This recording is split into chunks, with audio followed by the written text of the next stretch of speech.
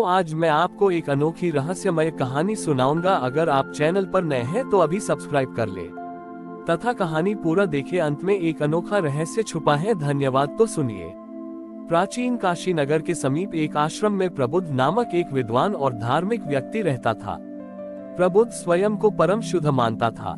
उसका सारा जीवन दूसरों की निंदा और उनकी गलतियों को उजागर करने में बीतता था। वह मानता था कि यदि वह संसार की अशुद्धियों को लगातार इंगित करता रहेगा तो वह स्वयं शुद्ध हो जाएगा।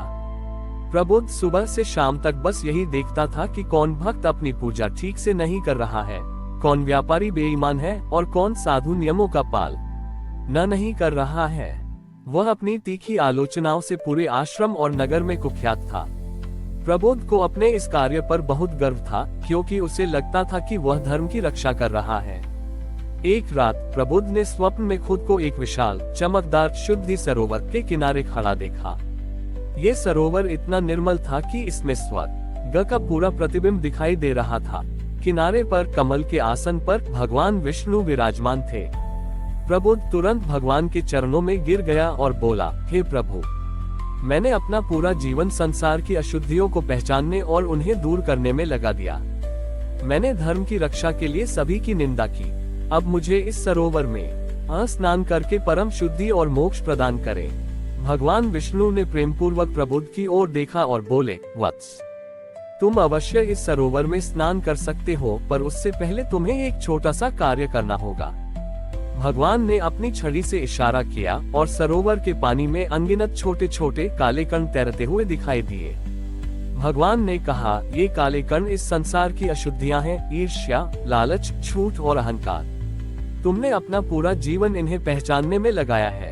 अब मैं तुम्हें एक स्वर्णिम कलश देता हूँ। इस कलश से इन सभी कणों को सरोवर से निकाल दो, ताकि यह जल तुम्हारे स्नान के लिए पुनर्तः शुद्ध हो जाए।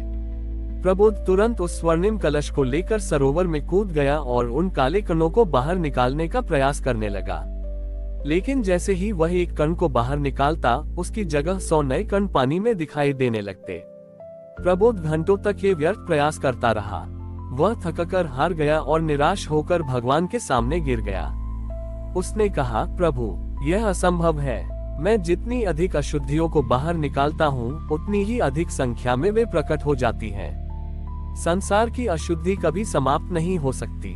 उद्धरण चिन्ह। भगवान विष्णु ने मुस्कुराते हुए कलश अपने हाथ में लिया और कहा, यही सत्य है वत्स। तुमने अपनी पूरी शक्ति उन चीजों पर लगा दी जिन्हें तुम बदल नहीं सकते, संसार की अशुद्धियां। भगवान ने फिर कलश को प्रबुद्ध के सामने उल्टा किया। कलश के निचले भाग में, जहां से जल प्रवेश करता था, वहां काजल का एक मोटा धब्बा लगा हुआ था। भगवान ने समझाया, तुम जिस कलश अपने मन से संसार की गंदगी निकालने का प्रयास कर रहे थे, वह स्वयं काजल से सना हुआ था। तुमने हमेशा दूसरों की निंदा की, पर तुम्हारी वह निंदा ही तुम्हारे कलश को और अधिक मैला करती गई। तुम दूसरों के दोष देखते देखते स्वयं दोषों को खोजने के दोष से भर गए।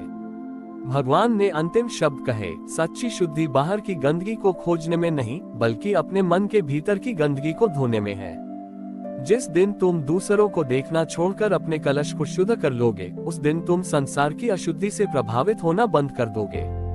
मेरी सेवा निंदा में नहीं, बल्कि स्वीकृति और करुणा में निहित है। प्रबुद्ध का अहंकार और निंदा का भाव क्षण भर में नष्ट हो गया। उसने शुद्धि सरोवर में स्नान करने का विचार छोड़ दिया और उसी दिन से उसने दूसरों के गुणों को देखने का अभ्यास शुरू किया। उसने जान लिया कि मोक्ष का मार्ग संसार को सुधारने में नहीं, बल्कि स्वयं को बदलने में है। प्रबुद्ध ने भगवान विष्णु के दर्शन के बाद अपनी निंदा करने की आदत को त्याग दिया। उसने आश्रम और नगर में लौटकर अब अपने स्वर्णिम कलश मन को शुद्ध करने का कार्य शुरू किया। ये कार्य बाहरी संसार की आलोचना करने से कहीं अधिक कठिन सिद्ध हुआ। प्रबुद्ध ने सबसे पहले ये नियम बनाया कि वह किसी भी व्यक्ति की कमजोरी या दोष को इंगित करने से पहले उसके कम से कम 3 गुण याद करेगा। तारांकन उदाहरण के लिए, जब वह एक ऐसे व्यापारी को देखता जो थोड़ा बेईमान था, तो वह तुरंत उसकी आलोचना करने के बजाय याद करता कि वह व्यापारी अपने बच्चों के लिए कितना समर्पित है और उसने एक बार गांव के कुएं की मरम्मत में गुप्त रूप से दान दिया था। तारांकन, जब वह किसी आलसी साधु को देखता तो वह याद करता कि उस साधु की वाणी कितनी मधुर है और वह संगीत कितना अच्छा जानता है। धीरे धीरे प्रबुद्ध के मन का काजल हटने लगा।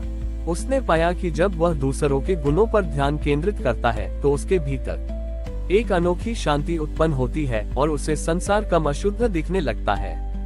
उसकी आत्मा, जो पहले लगातार संघर्ष करती रहती थी, अब आनंद से भर गई थी। एक दिन आश्रम में एक युवा शिष्य आया जिसका नाम विवेक था। विवेक बहुत ही उत्साही था, पर नियम पालन में वह प्रायः गलतियां करता था। आश्रम के अन्य शिष्यों ने विवेक की गलतियों की शिकायत प्रबुद्ध से की।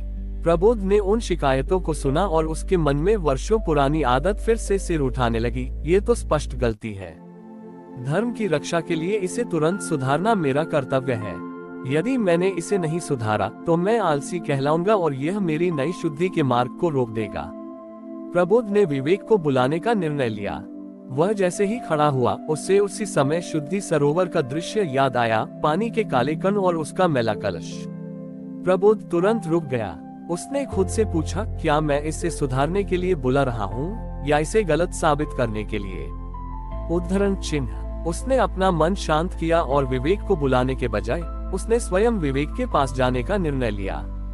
प्रबुद्ध ने विवेक से कहा, वत्स, तुम बहुत उत्साही हो और तुम्हारी आवाज बहुत अच्छी है। तुम पूजा के नियम सीखने पर इतना जोर क्यों नहीं देते? उद्धरण चिन्ह। विवेक ने विनम्रता से उत्तर दिया, गुरुदेव, मैं बहुत कोशिश करता हूँ, पर मेरे मन में स्थिरता नहीं है। मैं भूल जाता हूँ। प्रबुद्ध ने विवेक की आलोचना नहीं की। इसके बजाय उसने अपने नए ज्ञान का उपयोग किया।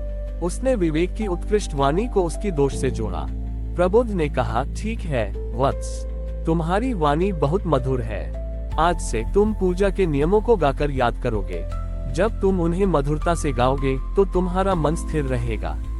विवेक ने ये युक्ति अपनाए और आश्चर्यजनक रूप से वह जल्दी ही नियमों में सिद्ध हो गया। प्रबुद्ध ने इस घटना के माध्यम से मोक्ष का अंतिम पाठ सीखा। उसने समझा कि तारांकन निंदा केवल व्यक्ति की कमजोरी को देखती है और उसे तोड़ती है। तारांकन करुणा व्यक्ति के गुणों को देखती है और उन्हें सुधार में उपकरण बनाती है। उस दिन प्रबुद्ध का शुद्धि कलश पूरी तरह से निर्मल हो गया।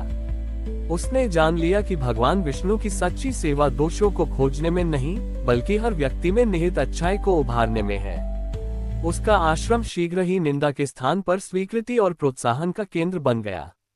हमारी और भी आध्यात्मिक एवं अनोखी कहानियां देखने के लिए हमारे चैनल पर जाएं तथा धार्मिक एवं पौराणिक अनोखी कहानियां हमारे चैनल पर है। कृपया जाके देखें तथा हमारे चैनल को सब्सक्राइब करके रखें और वीडियो लाइक जरूर करें। धन्यवाद।